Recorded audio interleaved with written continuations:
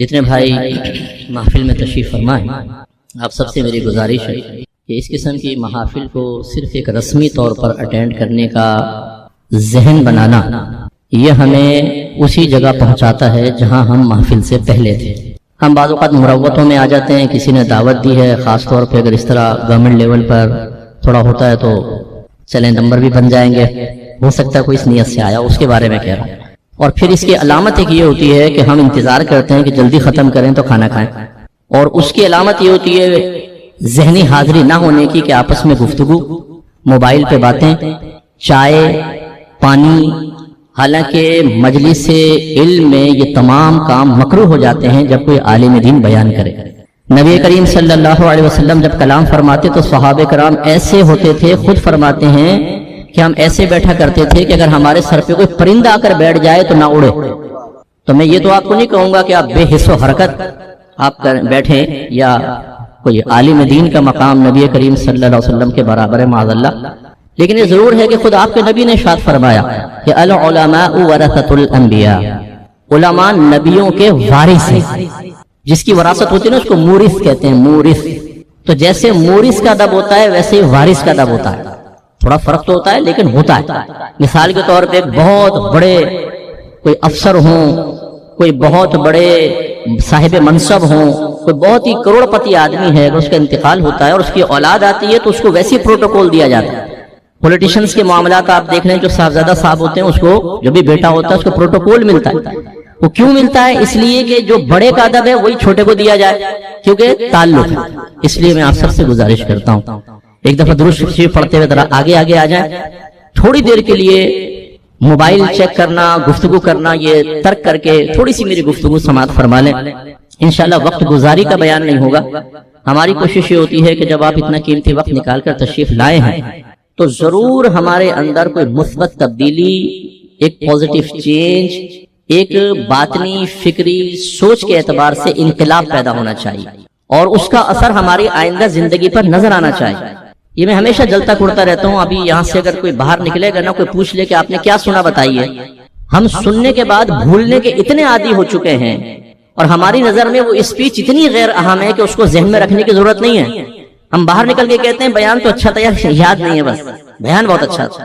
اور خصوصاً درمیان میں اگر لنگر مبارک تشریف لے آئے پھر تو جو کچھ ذہن میں بیٹھا ہوتا ہے وہ بھی نکل جاتا ہے، کیونکہ جو ہم یاد کرتے ہیں پھر وہ بوٹیوں کی تلاش میں اور سیلڈ اٹھانے کے اندر اور ادھر ادھر چمچے چلانے کے اندر وہ بھی نکل جاتا ہے ذہن سے۔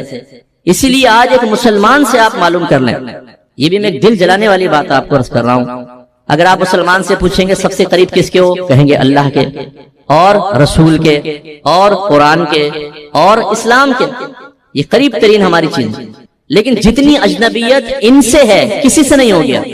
آپ کہیں گے مفتی صاحب کیسے الزام لگا رہے ہیں آپ؟ میں ہمیشہ گراؤنڈ ریئلٹیز پہ کلام کرتا ہوں، نہ خوابی باتیں کروں گا، نہ رتب و یابس ہوگی کہ خواہ مخواہ کا بیان لمبا کروں اور یہ ادھر کی کھینچ ادھر کی کھینچ، بالکل ٹو دا پوائنٹ بیان کروں گا۔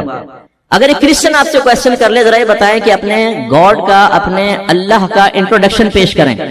ہے ہمارے ذہن میں مواد کہ ہم 90 تلے 3-4 جملوں میں اپنے اللہ کا تعارف پیش کر سکیں؟ والد کا تعارف ہم پیش کر دیں، امی کے بارے میں ہم بتا دیں، خاندان کے بارے میں ہم بتا دیں، جس جگہ آپ جاب کر رہے ہیں اس پورے ادارے کے بارے میں آپ بتا دیں، کیونکہ آپ اس سے وابستہ ہیں۔ لیکن اللہ کے بارے میں پوچھیں تو اللہ کی تعریف نہیں کر سکتے ہم کہ گاڈ کون ہے۔ ہم سوچ میں پڑ جائیں گے کس طرح اللہ کا تعارف کرواؤں، ہم کہیں گے بھئی اللہ ایک ہے، اللہ خالق ہے، اللہ مالک ہے، یہ تعارف نہیں ہوتا۔ اگر میں کہوں میرے ایک دوست بہت اچھا ہے، آپ کے اچھا ذرا اس کا تعارف پیش کرو، میں کہتا ہوں اس کا رنگ جو ہے نا سانولا ہے، تعارف حاصل ہو گیا؟ آپ نے کہا سمجھ میں نہیں، اور بتائیں؟ میں نے کہا قد میرے برابر ہے۔ بھائی اور کچھ بتاؤ، کپڑے سفید پہنتا ہے، اس سے کہاں سے معرفت حاصل ہوتی ہے؟ تو اس لیے اچھی طرح یاد رکھیں کہ اللہ تبارک و تعالیٰ سے ہم بہت اجنبی ہیں، معرفت خداوندی ہمیں کامل حاصل نہیں ہے۔ اسی لیے میں گزارش کرتا ہوں ذرا پچھلے پورے مہینے کی آپس میں جو بھی آپ کی مجالس ہوئی یا گھر میں آپ نے ٹاکنگ کی ہے، اس میں اللہ کا ذکر آیا، اللہ کی معرفت کی بات ہوئی، اللہ کی پہچان کی بات ہوئی؟ نہیں، یہ موضوعات اجنبی ہمارے گھر کے اندر۔ سیکنڈ آ جائے نبی کریم، محفل سجی ہے ماشاءاللہ، حضرت النقیب محفل ہے ہر جگہ، قوم کو گرمانے کی ذمہ داری انہی کی ہوتی ہے ماشاءاللہ۔ اللہ ان کو برکت سے نوازے، اللہ اخلاص عطا فرمائے۔ نعرے لگتے ہیں غلامی رسول میں موت بھی قبول ہے، جو ہونا عشق مصطفیٰ زندگی فضول ہے۔ ہمارے سرکار ہماری جان ہے، ہماری روح ہے، ہمارا سب کچھ ہے، ان پہ ہماری جان قربان، مال قربان، سب کچھ قربان۔ کیا بات! اب یہ بات جو میں سمجھانے والا ہوں اجنبیت والی، پہلے آپ کو ایک اور چیز سے سمجھاتا ہوں اور آپ سے جواب لوں گا. آپ سے ایک آدمی کہتا ہے آپ کے والد کا نام کیا ہے؟ ذہن میں نہیں. امی کا نام معلوم ہے. تمہاری شادی ہوئی ہے؟ ہاں میرے خیال میں ہوئی تو ہے. اچھا بیوی کا نام کیا ہے؟ پتہ نہیں. بچے ہیں؟ ہاں ہیں تو صحیح. لڑکے کتنے ہیں؟ معلوم نہیں. لڑکی کتنی ہے؟ پتہ نہیں. ان کے نام بتاؤ؟ معلوم نہیں. تمہارے بہن بھائی کتنے ہیں؟ صحیح تعداد ذہن میں نہیں. ان کے بچے ہیں؟ ہاں. ان کے نام بتاؤ؟ معلوم نہیں. آپ نے کہا یہ میرا جگری یار ہے. کسی نے کہا اس کا نام کیا ہے؟ معلوم نہیں. کہاں رہتا ہے؟ معلوم نہیں. کیا کھاتا ہے، کیا پیتا ہے، کیا جاب کرتا ہے؟ معلوم نہیں. اس شخص کے بارے میں آپ کیا کہیں گے؟ بولیے ذرا کچھ بولے، کوئی لفظ بولیں. کیا کہیں گے اس کے بارے میں؟ ایک جملہ تو آپ کی زبان پر آئے گا، بھائی تو اس خاندان کا بھی ہے یا نہیں؟ کہیں گے نہیں کہیں گے؟ اب اگر ایک غیر مسلم آپ سے پوچھے بتائیے آپ کے نبی کے والد کا نام کیا ہے، والدہ کا نام کیا ہے، چچاؤں کے نام کیا ہیں، آپ کی ازواج جن کو آپ امہات المومنین اپنی مائیں کہتے ہیں ان ماؤں کے نام بتائیں. 11 ازواج ایک روایت کے مطابق 9. ہمیں اپنی ماؤں کے نام یاد ہے؟ نہیں معلوم. سرکار کے بیٹے کتنے تھے؟ ان کے نام بتائیں. بیٹیاں کتنی تھی؟ ان کے نام بتائیں. سرکار کے قریبی غلاموں کے نام بتائیں. صحابہ کرام کے نام بتائیں. بدری صحابہ کے بتائیں. عشرہ مبشرہ کے نام بتائیں. سرکار کی اونٹنی کا نام بتائیں. سرکار نے کیسے پیدا ہوئے تو اس کے واقعات بتائیے. 13 سالہ مکی زندگی کے واقعات بتائیں. 40 سالہ اعلان نبوت سے پہلے کی زندگی کے بارے میں آپ کیا جانتے ہیں؟ ہجرت کے بعد پہلا سال، پھر دوسرا، پھر تیسرا، چوتھا، پانچواں، چھٹا، ساتواں، آٹھواں، نواں، 10واں، ہر سال میں کیا ہوا؟ جواب میں ہمارا مسلمان جواب نہیں دے پائے گا. اب آپ بتائیں. ابھی آپ نے کہا تھا یار اس خاندان کا بھی ہے کہ نہیں؟ تو اگر کرسچن کہے یار تم محمدی بھی ہو یا نہیں، نبی سے محبت کرنے والے ہو یا نہیں، اتنے اجنبی، تمہیں اپنے نبی کے بارے میں نہیں معلوم. لیکن غلامی رسول میں موت بھی قبول ہے، جو ہونو عشق مصطفیٰ زندگی فضول ہے. ارے بھائی عشق مصطفیٰ کہتے ہیں کس میں؟ دیکھے تو صحیح. آئیے اب کسی چیز کے قرآن، یہ ہم قرآن کے قریب ہیں. ہم میں سے شاید ہی کوئی ایسا بیٹھا ہوگا جس نے پورا قرآن زندگی میں ایک بار ترجمہ اور تفسیر سے پڑھا. ہم لوگ سیدھ عربی کی عبارت پڑھتے ہیں، وہ بھی رمضان میں کھل جاتا ہے، اس کے لیے کر لیتے ہیں. ورنہ بہت سے ایسے بیٹھے ہوں گے ابھی قرآن کھول کے سامنے رکھ دیں تو قرآن دیکھ کے بھی نہیں پڑھ سکیں، بھول گئے ہم قرآن. اور ہمارا بچہ اگر کہے کہ ابو یہ کیا لکھا ہوا ہے ذرا بتائیں، تو بولیں گے بیٹا مجھے تو معلوم نہیں. امام صاحب دعائیں کر رہے ہوتے ہیں، قرآنی دعائیں، ہم کہتے ہیں آمین آمین. ہمارا بچہ کان میں پوچھ لے ابو یہ کیا کہہ رہے ہیں؟ بیٹا پتہ نہیں، دعا مانگ آمین آمین. اور بچہ پوچھے ابو آمین کا مطلب ہی کیا ہے؟ بچپن سے کہتے آ رہے ہیں آمین آمین، اس کا مطلب ہی بتا دیں. نہیں پتا بیٹا، بولو آمین. قرآن ہم نے کتنا پڑھا ہے، کتنا اس سے ہدایت حاصل کی ہے. حالانکہ شروع میں اللہ فرماتا ہے ذالک الکتاب لا ریب فیہ ھدی للمتقین، یہ وہ ذیشان کتاب ہے جس میں شک کی کوئی گنجائش نہیں، یہ متقین کے لیے ذریعہ ہدایت ہے. ہم نے قرآن پڑھا ہوتا، سمجھا ہوتا تو ہمیں پتہ چلتا کہ ہدایت کہتے کس کو ہے، کس طریقے سے ہدایت حاصل ہوتی ہے. میں آپ ہی کی زبان سے کہلواتا ہوں. ایک نوجوان سگریٹ پی رہا تھا، باپ نے آ کر کہا بیٹا یہ بری چیزیں نہ پیو. بیٹے نے دیکھا، اگنور کیا، پھر ہونٹوں سے سگریٹ لگا لی. بتائیں اس بیٹے کو ہدایت ملی یا نہیں ملی؟ بولی زور سے بولے. نہیں ملی. پھر دوسری مرتبہ باپ نے ایک اور موقع پہ کہا بیٹا یہ بری چیزیں اس کو چھوڑ دو. اس نے کہا آپ نے بالکل ٹھیک کہا، لیکن پھر پینے لگا. بتائیں ہدایت مل گئی؟ نہیں. پھر تیسری مرتبہ باپ نے سمجھایا، اس نے کہا آپ نے ٹھیک کہا، سگریٹ تھوڑی پھینکی. جیسی ابا گئے نہیں سلگا لی. بتائیں ہدایت ملی؟ نہیں. پھر ایک مرتبہ باپ نے سمجھایا تو اس نے سگریٹ چھوڑ کے پھینک دی اور پھر پوری زندگی ہاتھ نہیں لگائی. اب ہدایت ملی؟ اب ذرا ہم قرآن کے بارے میں سوچیں. پہلی بات ہم قرآن سنتے ہی نہیں. پہلی بات تو یہ، اگر ایک نعتیہ محفل کا انعقاد ہو تو مسجدیں بھری میں نے دیکھی ہیں، اور امام صاحب اعلان کرتے ہیں کہ روزانہ 10 منٹ کا درس قرآن اور درس حدیث ہوگا. آپ دیکھیں نمازی نہیں بیٹھا ہوگا. ہماری نعتیہ محفل میں 5-5 ہزار کا مجمع میں نے اپنی آنکھوں سے دیکھا ہے. لیکن جب اس کے بعد فجر کی نماز ہوئی تو پہلی صف بھی کمپلیٹ نہیں تھی. سارے عاشقان رسول اپنے عشق کا حق ادا کر کے، وفاداریوں کا حق ادا کر کے گھر بھاگ گئے. حالانکہ نبی کریم صلی اللہ علیہ وسلم نے ارشاد فرمایا جس نے ایک نماز بھی جان بوجھ کر قضا کی اس کا نام جہنم کے دروازے پہ لکھ دیا جاتا ہے. یہ کوئی معمولی بات نہیں ہے. اگر ایک طوائف خانے پہ آپ کا نام لکھ دیا جائے، آپ کا نام ہے محمد اکرم، طوائف خانے کے سامنے لکھ دیا جائے آپ کا نام، جہاں لوگ چرس پیتے ہیں، جوا کھیلتے ہیں، وہاں آپ کا نام لکھ دیا جائے تو آپ ناراض ہوں گے، یار تم نے کہاں پہ طوائف خانے کے باہر میرا نام لکھ دیا اور میرے باپ کے نام کے ساتھ یہ کیوں کیا؟ اس کا مطلب ہے بہت بری چیز ہے یہ. اور سرکار فرماتے ہیں جس نے نماز جان بوجھ کے قضا کی اس کا نام جہنم کے دروازے پہ لکھ دیا جاتا ہے. اور جماعت کے بارے میں میرے آقا صلی اللہ علیہ وسلم نے فرمایا کہ میرا دل چاہتا ہے کہ کسی کو اپنی جگہ امام بناؤں، اور جو لوگ جماعت سے پیچھے رہ جاتے ہیں بلال کو لکڑیاں لے کر ساتھ لے کر جاؤں اور ان لکڑیوں سے ان کے گھروں کو آگ لگا دوں. لیکن ہمارا عشق رسول آپ دیکھیں کہ ہم نعتیہ محفل میں ٹک کر بیٹھتے ہیں، کوئی دیگر پروگرام ہوتے ہیں، سنگرز آتے ہیں ان کے سامنے بیٹھے ہوتے ہیں. 3 گھنٹے کی اگر کوئی مووی چل رہی ہو پڑوسی ملک کی تو آنکھیں جھپکتی نہیں ہیں، ایسا ہم دیکھتے ہیں. 1.5 گھنٹے کی انگلش موویز سے ایکشن موویز اگر چل رہی ہوں تو صاحب ہٹنے کا نام نہیں لیتے.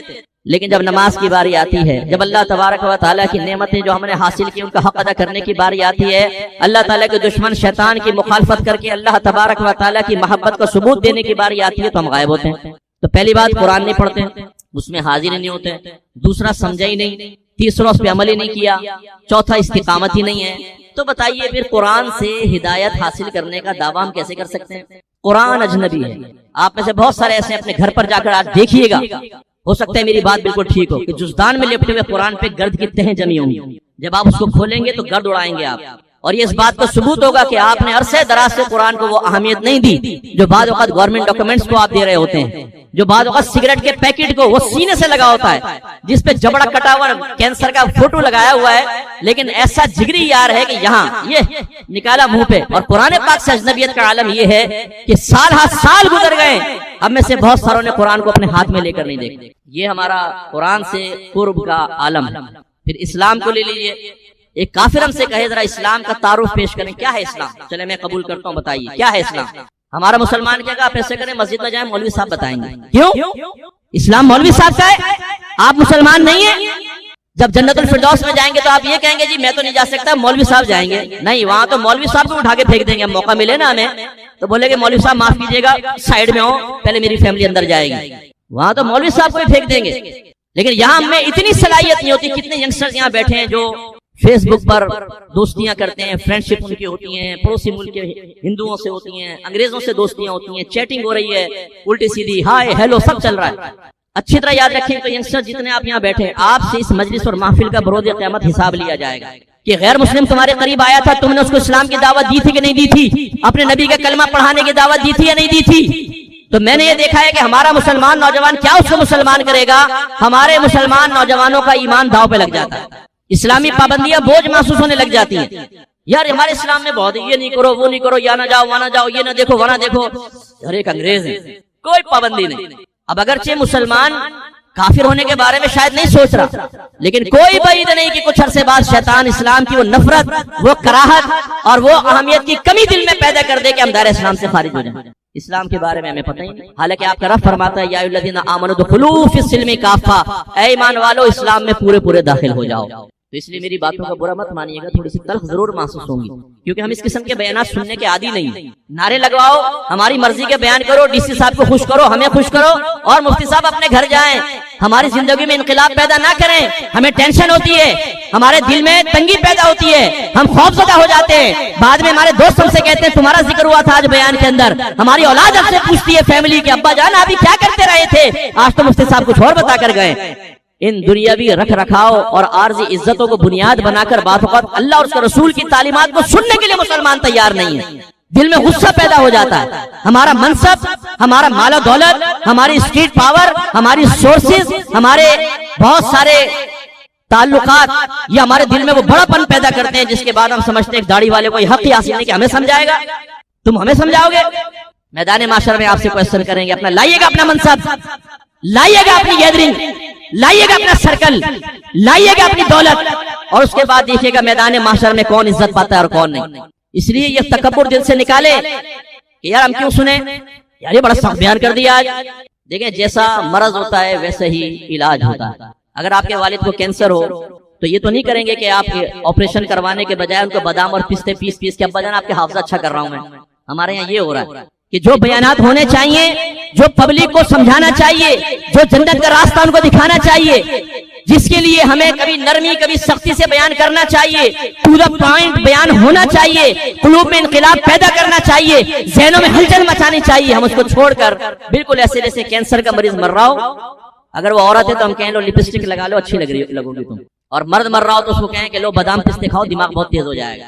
اب یہ چل رہا ہے ہمارے یہاں، جمعے کے ہمارے بیانات دیکھ لیں علماء کے، معذرت کے ساتھ پبلک کو خوش کرنے والے، رتب و یابس، یہاں کا واقعہ وہاں کا واقعہ، ٹائم ختم، 1.5 گھنٹے آپ بیٹھ کر کہتے ہیں کہ کیا تھا کچھ سمجھ میں نہیں آیا بھائی کیا بول گئے۔ ان چیزوں نے ہمیں تباہ کیا ہے۔ خدارا اگر کوئی آپ کو پیار سے سمجھاتا ہے، اگر کوئی حقیقتاً اللہ کے نبی کا پیغام آپ تک پہنچاتا ہے، اس سے ناراض نہ ہو، اور خاص طور پہ ہم سے ناراض نہ ہو۔ ایک پوسٹ مین آپ کو ایک لیٹر لا کر دے، آپ کھولے اس میں گالیاں لکھی ہوں آپ کو، تو کیا آپ پوسٹ مین کو مارنا شروع کر دیں گے؟ بولیے نہیں، اس کا کیا قصور بیچارے؟ تو اگر میں آپ کو قرآن و حدیث سناؤں اور فرض کر لیں آپ کو وہ سمجھ میں نہ آئے یا پسند نہ آئے تو مجھے برا کہنے کا کوئی فائدہ نہیں۔ در پردہ اگر ہم علماء کو برا کہتے ہیں، مفتیان کرام کو برا کہتے ہیں، ہم اسپیچز کو برا کہتے ہیں، تو حقیقتاً آپ اللہ اس کے رسول کو برا کہتے ہیں، ذہن میں رکھیے گا۔ مثال کے طور پہ یہی مثال لے لیں، لیٹر آیا آپ کے پاس اور آپ نے پوسٹ مین کو پکڑ کے دنا دن مارا، یہ کیوں، کیا لکھا ہے اس کے اندر؟ یہ کیا تم نے بکواسیں لکھی ہیں اس کے اندر؟ اب جس نے لکھا ہے بتائیں یہ کیا بکواسیں لکھی، یہ پوسٹ مین کی انسلٹ کر رہے ہیں یا لکھنے والے کی کر رہے ہیں؟ آپ لکھنے والے کی کر رہے ہیں۔ میری پتہ نہیں بہنیں یہاں پر ہیں یا نہیں، لیکن اگر ریکارڈنگ سنیں، ہماری خواتین دینی پابندیوں سے راہ فرار اختیار کرنے کے لیے اور میرا جسم میری مرضی جیسے نعرے لگا کر وہ ڈائریکٹ اللہ رسول کو تو برا کہتے ہوئے خوفزدہ ہوتی ہیں کہ ایسا نہ ہو کہ کوئی ان کے کہنے کے مطابق شدت پسند حملہ کر دے۔ سب سے آسان یہ ہے کہ داڑھی والے علماء مفتیان کرام کی گردن ناپ لو۔ بھائی ان مولویوں نے ہماری زندگی تنگ کر دی۔ بعض کہتے ہیں اتنا سخت دین کوئی ہے؟ مفتی صاحب تو بہت سخت بیان کر گئے، اتنا سخت دین نہیں ہے۔ جو یہ کہتے ہیں اتنا سخت دین نہیں ہے، میں ان سے گزارش کرتا ہوں ہاتھ جوڑ کے کہ واقعی ہمیں کھڑا کر کے گولی مار دو، خامخواہ دین کو ہم نے سخت کیا ہوا ہے۔ اب جو نرم دین ہم نے چھپایا ہوا تھا وہ نکال کے پبلک تک آپ پہنچا دو، لا وہ نرم دین لے کر آؤ۔ کہاں ہے وہ نرم دین؟ یعنی شریعت سے، اپنے نبی کی اطاعت سے، اللہ تعالیٰ کا کہنا ماننے سے راہ فرار اختیار کرنے کے لیے ہم نے ایسے بےہودہ جملے پبلک میں عام کر دیے ہیں کہ جس کے بعد ہم خود مطمئن ہو جاتے ہیں نہیں یار صحیح کہہ رہے ہیں بھائی، اتنی سختی نہیں ہوتی دین میں، اللہ بڑا رحیم و کریم ہے، اللہ ارحم الراحمین، سرکار رحمت للعالمین۔ بھائی پھر خوف کس بات کا ہے؟ زبردست، آپ کے جذبے کو سلام۔ اللہ تعالیٰ ارحم الراحمین، سرکار رحمت للعالمین، یقیناً ان دو کی محبت، ان کی رحمت آپ کی والدہ کی محبت اور رحمت سے زیادہ ہے کہ نہیں؟ اگر آپ بھوکے مر رہے ہیں اور والدہ کے پاس کھانا بتاؤ کہ کھلائے گی کہ نہیں کھلائے گی؟ اگر آپ بیمار ہیں دوائی دے گی نہیں دے گی؟ تو چلے پھر رحمت کا امتحان ہو جائے، آپ کے جذبے کا امتحان ہو جائے۔ ایک ہفتے تک دروازہ اندر سے لاک کر لیجیے گا، کھانا نہیں بنے گا، اور آپ کہیں اللہ تعالیٰ تو ارحم الراحمین، آنکھیں بند کر کے کہیں یا رسول اللہ انظر حالنا، یا حبیب اللہ اسمع قولنا، اننی فی بحر ہم مغرق خذ یدی ساحل لنا اشکالنا۔ یا رسول اللہ میں مشکل میں ہوں، آپ غیب سے کھانا پہنچائیے۔ ہم کہتے ہیں نا سرکار کھلاتے ہیں، سرکار پلاتے ہیں، سرکار سلطان و گدا سب کو سرکار نبھاتے ہیں، تو وہ جب آپ کی والدہ آپ کو بھوکا نہیں مارے گی تو اللہ بھی بھوکا نہیں مارے گا، رسول بھی بھوکا نہیں ماریں گے۔ چھت پھٹے گی، جبریل امین تھال لے کر آئیں گے جنتی کھانے کا، کھائیے گا۔ اب آپ جواب میں کہیں گے مفتی صاحب دماغ خراب ہے، ایسے کہاں سے کھانا آتا ہے؟ تو پھر کیسے آئے گا؟ بھائی محنت کرنی پڑے گی، خریدنا پڑے گا، گھر میں لانا پڑے گا، پھر صاف کرنا پڑے گا، ہانڈی میں ڈالنا پڑے گا، پکانا پڑے گا، پھر دسترخوان پہ آئے گا، لقمہ توڑنا پڑے گا، منہ میں ڈالنا پڑے گا، چبانا پڑے گا، پیٹ میں اترے گا، تب کہیں جا کے پیٹ بھرے گا۔ سبحان اللہ آپ کی ذہانت کے، ایک پیٹ بھرنے کے لیے تو اتنا لمبا پروسیس، اور جنت میں جانے کے لیے بس بیٹھو، سنا ہی نہیں، نہ نمازیں پڑھو، نہ روزے رکھو، فراڈ کرو، جھوٹ بولو، مسکے پالش لگاؤ، رشوتیں لو، سود لو، اور اس کے بعد بس یہ کہتے رہو اللہ کی رحمت بہت بڑی ہے، انشاءاللہ اللہ جنت میں ڈال دے گا۔ تو پھر اللہ کی رحمت کے بڑے ہونے کا یقین دنیا میں کیوں نہیں ہے یہ بتائیے؟ جواب ایک ہی ہے، اللہ تعالیٰ کی اطاعت سے راہ فرار اختیار کرنے کے لیے یہ بےہودہ جملے ہمارے درمیان عام کیے گئے ہیں۔ اس کو پہچانیں اور سمجھیں۔ اب یہ سرکار کے ذکر کی محفل پیار اور محبت کے اظہار کے لیے منعقد کی گئی۔ دلائل آپ بہت سن چکے ہیں علماء سے، اس میں کوئی شرعی قباحت نہیں ہے۔ اس طرح کے مبارک دنوں کی یاد تازہ کرنا میرے آقا صلی اللہ علیہ وسلم کی سنت بھی ہے اور حکم بھی ہے۔ جب سرکار مکہ المکرمہ سے مدینہ منورہ تشریف لائے ہجرت کر کے، تو یہودیوں کو 10 محرم الحرام کا روزہ رکھتے ہوئے پایا۔ اس وقت تک ان کو جیلا وطن نہیں کیا تھا، ان سے باقاعدہ ایک معاہدہ ہوا تھا، وہ ساتھ تھا۔ میرے آقا صلی اللہ علیہ وسلم اللہ کی عطا سے سب جانتے ہیں، لیکن اپنے صحابہ کے لیے اور قیامت تک آنے والے مسلمانوں کے لیے کوشچن کیا، تم یہ روزہ کیوں رکھتے ہو؟ انہوں نے کہا اس لیے کہ یہ وہ دن ہے کہ جب اللہ تبارک و تعالی نے موسیٰ علیہ السلام اور آپ کی قوم کو فرعون سے نجات بخشی تھی اور فرعون غرق ہو گیا تھا، تو موسیٰ علیہ السلام نے شکرانے کے طور پہ روزہ رکھا، تو ہم موسیٰ علیہ السلام کی موافقت میں روزہ رکھتے ہیں۔ ایک اہم واقعہ ہوا تو موسیٰ علیہ السلام نے بطور شکرانہ عبادت اختیار کی، نبی کا طریقہ، اور وہ یہود کہتے ہیں ان کے طریقے میں ہم بھی چل رہے ہیں۔ میرے آقا صلی اللہ علیہ وسلم نے صحابہ کرام سے فرمایا کہ موسیٰ کی موافقت اختیار کرنے میں یہود کے مقابلے میں ہم ان سے قریب ہیں، تم بھی 10 محرم الحرام کا روزہ رکھو۔ صحابہ کرام پہلے سن چکے تھے، سرکار نے واضح فرمایا تھا جو جس قوم سے مشابہت اختیار کرے وہ انہی میں سے۔ تو دائرہ میں رہ کے کوشچن کیا، رسول اللہ اگر ہم روزہ رکھیں گے تو یہودیوں سے مشابہت ہو جائے گی۔ میرے آقا صلی اللہ علیہ وسلم نے فرمایا تو پھر ایسا کرو ایک دن پہلے یا بعد کا روزہ ملا لو، چھوڑو مت، ایک دن بعد کا اور ایک دن پہلے کا ملا لو، یا یہ تو یہود سے مشابہت ختم ہو جائے گی۔ ذرا غور کیجئے، میں آپ سے کوشچن کرتا ہوں، موسیٰ علیہ السلام بڑے ہیں کہ ہمارے نبی؟ بولیے، موسیٰ علیہ السلام کا فرعون سے نجات پانا بڑا واقعہ تھا یا میرے آقا صلی اللہ علیہ وسلم کا کائنات میں جلوہ افروز ہونا بڑا واقعہ تھا؟ جب اس کی ہر سال یاد منائی گئی تو اس کی یاد منانے میں کون سا پرابلم ہے بھائی جان؟ اس لیے عبادات اختیار کرنا، خوشی کا اظہار کرنا، اس میں کوئی حرج نہیں ہے۔ لیکن اب بس میں اسی پر اختتام کروں گا اس بات کو ذکر کرتے ہوئے کہ ان محافل کی انعقاد کا مقصد کیا ہوتا ہے، یہ بھی آج ایک سوچ لے کے چلے جائیے۔ خدارا میں ہاتھ جوڑ کے آپ سے عرض کرتا ہوں، شریعت نے جب کوئی حکم دیا ہے نا یا کسی چیز کی اجازت دی ہے، اس کے پیچھے کوئی نہ کوئی مقصد ہوتا ہے۔ اس مقصد حقیقی کو پہچانیں۔ اگر آپ نہیں پہچانیں گے تو آپ رسموں کے اندر ہی مشغول رہیں گے اور حقیقت تک پہنچ کر جو فیض حاصل ہونے والا ہے وہ نہیں ہوگا، یا آپ ذمہ داری پوری نہیں کر سکیں گے۔ میں مثال سے سمجھاتا ہوں، ایک مثال۔ آپ میں سے بہت سارے شادی شدہ ہیں ماشاءاللہ، زوجہ بھی ہیں، بچے بھی ہوں گے، آپ نے نکاح کیا ہے۔ نکاح کیوں کرتے ہیں؟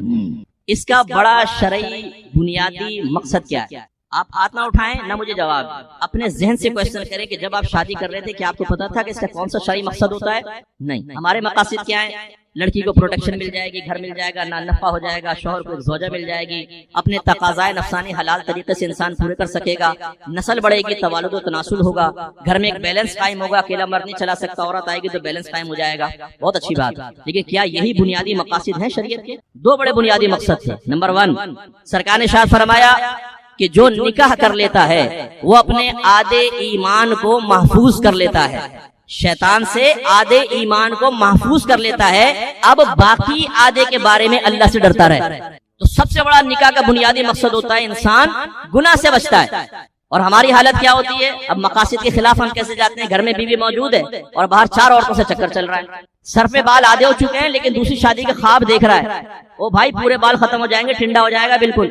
اچھا قرآن کی آدھی آیات یاد کر رکھی ہیں، دیکھو فَانكِحُوا مَا طَابَ لَكُم مِّنَ النِّسَاءِ مَثْنَىٰ وَثُلَاثَ وَرُبَاعَ، اللہ نے فرمایا ہے جو عورتیں تمہیں پسند آئے ان سے نکاح کرو، 2 سے، 3 سے، 4 سے، اس لیے ہمیں اجازت ہے۔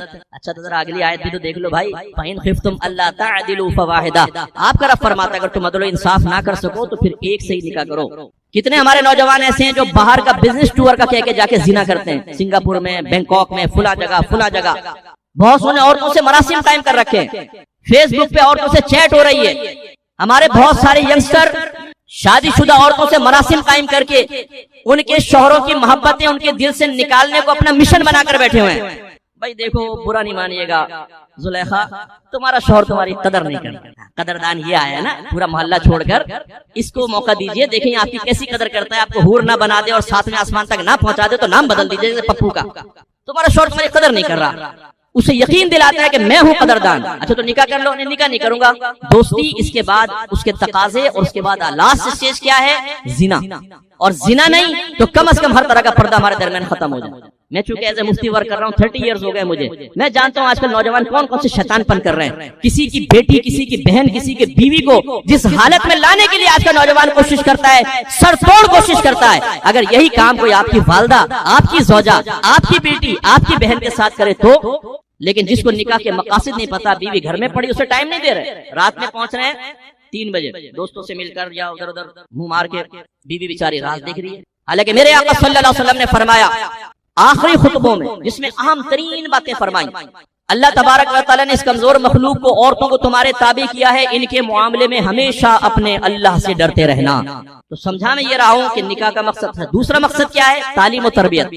یا ایھا الذین آمنوا قوا انفسکم واہلکم نارا وقودھا الناس والحجارہ، اے ایمان والو اپنے آپ کو اور اپنے گھر والوں کو جہنم کی آگ سے بچاؤ جس کا ایندھن آدمی اور پتھر ہے۔ جتنے میرڈ پرسنز یہاں بیٹھے ہوئے ہیں، خدا را برا مانے بغیر ذرا سا سوچئے گا، سب سے پہلے اپنے آپ کو جہنم کی آگ سے کیسے بچائیں گے؟ علماء نے فرمایا علم دین سیکھیں، خاص طور پہ فرض علوم، نیک عمل کریں، گناہوں سے بچیں، آپ جہنم کی آگ سے بچیں۔ اپنے گھر والوں کو کیسے بچائیں گے؟ انہیں علم دین سکھائیں، فرض علوم سکھائیں، کم از کم نیکی کا حکم کریں، برائی سے روکیں، یعنی ایک تربیت گاہ قائم کرو۔ اور اگر نہیں کریں گے آپ ہماری بات سن کے غصے میں آ جائیں گے، آپ کہیں گے بہت نئی بات لے کر آئے، آج تک ہم نے نہیں سنی تھی، تو پھر میں آپ کو آپ کے نبی کا پیغام سنا دیتا ہوں۔ بخاری کی روایت ہے، سرکار نے فرمایا کلکم راعٍ وکلکم مسئول عن رعیتہ، تم میں سے ہر شخص نگہبان ہے، اس سے اس کے ماتحت کے بارے میں بروز قیامت کوسچن کیا جائے۔ پھر فرمایا حاکم تم پر نگہبان ہے، اس سے اس کی رعایا کے بارے میں کوسچن ہوگا۔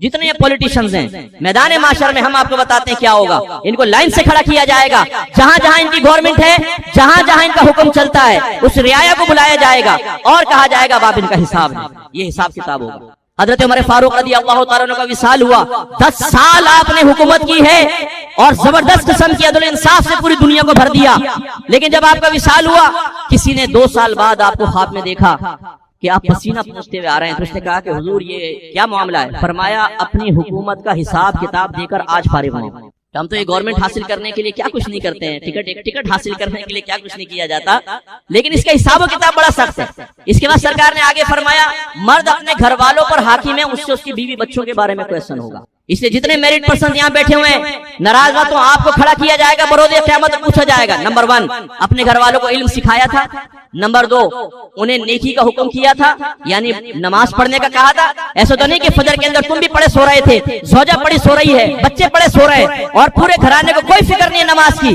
شوہر سے حساب و کتاب ہوگا۔ کیا تم نے نیکی کا حکم دیا؟ کیا ان کو برائی سے روکا؟ کیا بیوی کو بے پردگی سے روکا؟ نہ محرموں کو گھر میں آنے سے روکا؟ ہماری صورتحال تو یہ، ایک بہن نے مجھے کہا، دبئی سے ہی مجھے بتایا، میرا شوہر مجھے کہتا ہے کہ میرے دوست آئے تو ان کے سامنے بے پردہ بیٹھا کرو، اور جب میں نے کہا یہ آپ کیا کہہ رہے ہیں، میں کیوں ان کے سامنے بیٹھوں، تو میرے شوہر نے لاجک یہ پیش کی، بھائی دیکھو جب میں ان کے گھر جاتا ہوں ان کی بیوی بھی میرے سامنے آ کے بیٹھتے ہیں۔ بھولے ہو یار۔ ایک خاتون نے کہا میرا شوہر کہتا ہے برقع اتار دے، نہیں اتاری گی تجھے طلاق دے دوں گا۔ لفظ ذرا سخت ہیں، لیکن گویا کہ شوہر کہہ رہا ہے کہ غیر مردوں کی نگاہوں کے سامنے دعوت نظارہ بن، وہ تیرے بعد تجھے دیکھ کر تیرے بارے میں گندا سوچے، یہ میں چاہتا ہوں۔ مجال ہے کہ اگر تو برقع پہن کر اپنے آپ کو اپنے جسم کو اس سے محفوظ کرے، یہ مجھے پسند نہیں۔ اس کا حساب ہوگا بروز قیامت۔ جتنے ابا جان یہاں تشریف فرمائے، آپ احتساب کے لیے تیار رہیے۔ ہمارا مذہب بچوں کو دنیاوی تعلیم دینے کو منع نہیں کرتا ہے، اچھا پہننے کو منع نہیں کرتا ہے، اس کے حلال سے ہونا چاہیے۔ آپ بنگلہ بنائیں، گاڑی بنائیں، حلال سے آپ کا مذہب آپ کو منع نہیں کرے گا۔ ٹائم کرنے کم ہے، ورنہ اس کی بھی میں آپ کو دلائل دے دیتا، اس سے منع نہیں کرتا، لیکن آپ کا مذہب یہ کہتا ہے کہ دنیا دنیا ہے اور آخرت آخرت۔ ایسا نہ ہو کہ دنیا میں سب دنیا کا کریں اور آخرت کو فراموش کر دیں، کیونکہ دنیا میں رہ کر دنیا کا بھی کرنا ہے اور آخرت کا بھی کرنا ہے، یہی بس ایک زندگی، اس کے بعد نہیں ہے۔ لہذا اور پھر یہ پوچھا جائے گا بتاؤ تم نے کیسا رزق کھلایا تھا، سود، رشوت، چوری، ناجائز چیز، یہ ایسا تو نہیں تھا۔ میں بار بار معذرت اس لیے کر لیتا ہوں کہ اس قسم کے بیان سننے کے عادی نہیں ہوتے۔ ہمارے گورنمنٹ کے اداروں میں خاص طور پر ٹائمنگ سیٹ ہوتی ہے کہ صبح مثلا 8 سے 5 بجے ڈیوٹی ہے۔ جب خاص آپ کی ڈیوٹی ہوتی ہے تو اس کو امپلائی کو کہتے ہیں عربک میں اجیر، اور جب آپ کو خاص ادارہ جوائن کر لیتے ہیں خاص ٹائمنگ کے ساتھ، اس کو کہتے ہیں اجیر خاص۔ اجیر خاص 2 وجوہات کی بنا پر سیلری کا مستحق ہوگا، ورنہ اس کے لیے سیلری لینا گناہ ہے۔ نمبر 1 ڈیوٹی ٹائم میں پورا حاضر ہو، نمبر 2 جو کام دیا جائے وہ کام کرے۔